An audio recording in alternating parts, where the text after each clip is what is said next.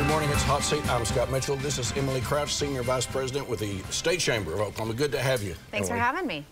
We started this year talking about workforce development, and since then, this little thing called Project Ocean has come to fruition. Just that little guy. Yes, that little thing, and it has this impact all over the state of Oklahoma. So let's start with workforce development. The Chamber's had an agenda for the legislative session as well. 2 years with COVID, but now we're really looking at moving forward. How is the legislative agenda for the State Chamber, which means the business community in Oklahoma, how's it progressing? It's doing well.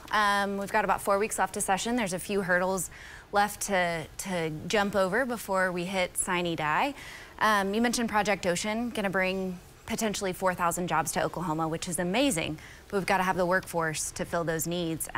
Senator Pugh and Representative Eccles have some work that will focus on higher ed incentive and performance-based funding so that we produce the degrees in Oklahoma that we need. We're really excited about that. We think that's going to help fill some of those workforce gaps that are going to arise from the Project Ocean development, but all good things, you know, growing pains, if you will. So I'm excited about that. We've also got some reforms that are a little nerdier, a little wonkier to our unemployment system, to index the system, giving folks benefits when our economy... More flexible, right? Exactly, okay. Reflecting the strength and weaknesses of our economy. So I'm excited about those, really focusing on the workforce through those two avenues.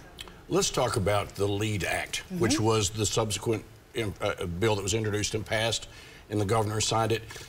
What is the impact of that moving forward? That was not on the agenda at the beginning of this session. Is that something that we're going to be seeing dovetail in the future sessions?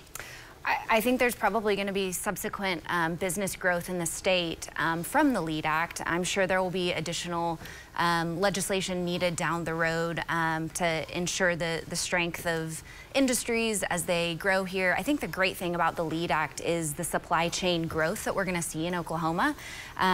Project Ocean, if they come to our state, are going to need a lot of subsidiary businesses helping supply them for various parts and pieces and everything that goes into their business. And so I think Oklahoma is just on the edge of what the LEAD Act can provide for the state. So we're excited about it. We think the supply chain impact will be far-reaching for years to come. So outstanding. All right, let's get into some of the wonkier nerd stuff. I saw the other day, I saw a press release from the State Chamber.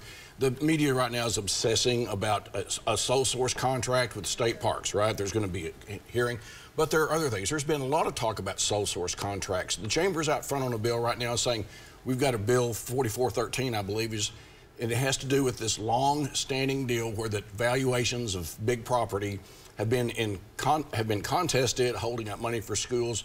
The Chamber says this is a good one. It gets those third party, or actually it's one third party, my understanding, that's been helping with valuations and also in the areas where there are protests. Why is the State Chamber out front on this? I think the goal of House Bill 4413 is to clarify the process and make sure that we've got the right people representing both the public and then the taxpayers can represent themselves accordingly. So I don't think it'll take the third party necessarily out of the process completely. There'll still be evaluations made up front by that third party, but what will subsequently happen in the second and third phase of that process would be that the county would represent itself rather than having a contractor do that. I'll be looking for the media to get a little more involved in that. It'll be dramatic, I'm sure, in the next couple weeks, so stay tuned. Emily Crouch is the Senior Vice President of Government Affairs at the State Chamber of Commerce. Thanks for being in, Emily. Yeah, thanks for having me. Good to see you. See this again at news9.com/yourvotecounts and follow me on Twitter @MitchellTalks.